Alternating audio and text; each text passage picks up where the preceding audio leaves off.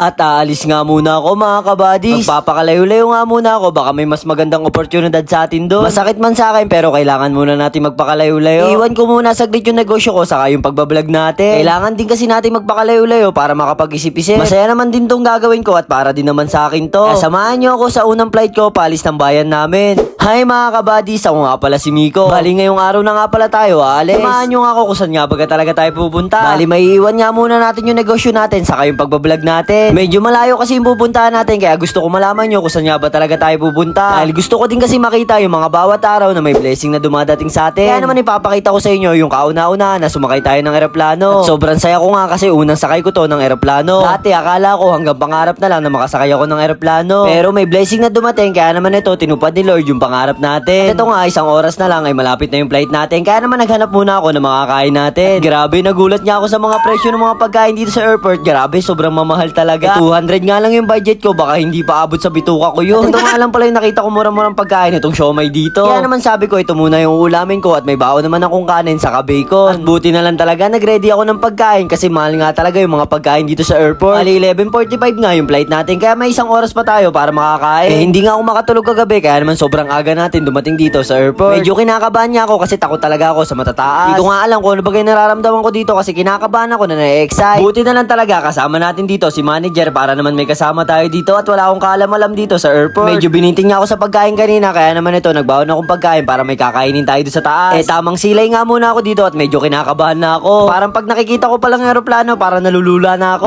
Maya nga lang ito dumating na yung aeroplano namin. Bali pang group to nga kami kaya naman ito nakapila na rin kami. Nanginginig na nga yung tuhod ko nito habang naglalakad ako. Wala lang ako masaya dyan pero sa personal namumutla na ako dyan. Parang akong bata na turo ng turo dito. Ganun pala siguro kapag first timer para ka talaga bumabalik sa pagkabata. Buti na lang talaga may kasama ako dito kasi miski sa upuan ko hindi ko alam kung saan ba ako uupo. Nakita ko na nga yung bintana, grabe, kinakabahan na talaga ako dito, parang gusto ko na talagang bumaba. Maganda nga yung pwesto ni manager kaya naman nakipagpalit ako kasi sabi ko first time ko naman pagbigyan na ako. Pailang sakay na nga naman niya kaya sabi ko ako naman para ma-experience ko yung nasa bintana. Kaya nga lang ito nagsisimula na umandar. Grabe yung feeling bago ka umangat kasi para ka nasa Ferris wheel. Kapag naman nandun ka na sa taas wala nang feeling, para ka na lang nasa tren. Sakit lang sa tenga no nasa pinakataas na kami pero nawala na yung kaba ko no malapit na kami. Pa naman isang oras yung biyahe namin kasi dito lang naman kami sa Boracay. Kala nyo alis na ako, dito lang naman kami sa Boracay pupunta. Mamimiss ko talaga kayo kung matagal talaga ako mawawala. Bali pagdating namin dito natulog muna ako. Maulan din kasi dito kaya sabi ko matutulog muna ako. Maya nga lang ito nakapaligo na ako at ginising na kami nung mag-a-assist sa amin dito. Puntahan ko lang yung isa nating manager at andun siya sa kabila. At dito nga pala kami sa Island Inn napatuloy. Bling outfit nga lang pala tayo kasi bawal tayo magdala ng mabibigat na gamit. Paglabas nga namin dito, grabe sobrang ganda na ng panahon. Nakakatuwa nga to si kuya kasi nakakalibang kakwentuhan. Sobrang bait nga ni kuya kasi pinuntahan pa talaga niya tayo doon sa bahay natin. Maya nga lang dumating na kami doon sa pupuntahan namin. Kaya naman ito, pumirma muna ako kung ano bagay mga gagawin namin, mga activities. Pati nga daw kami kasi ngayon nga lang daw uminit dito. Ilalagay nga muna tayo ng protection sa balat kasi sobrang init talaga dito. Baka mamaya umuwi tayo masakit ang balat. Hindi naman tayo takot mangiti, mas maigi na lang talaga yung may protection. Welcome to Boracay, sir.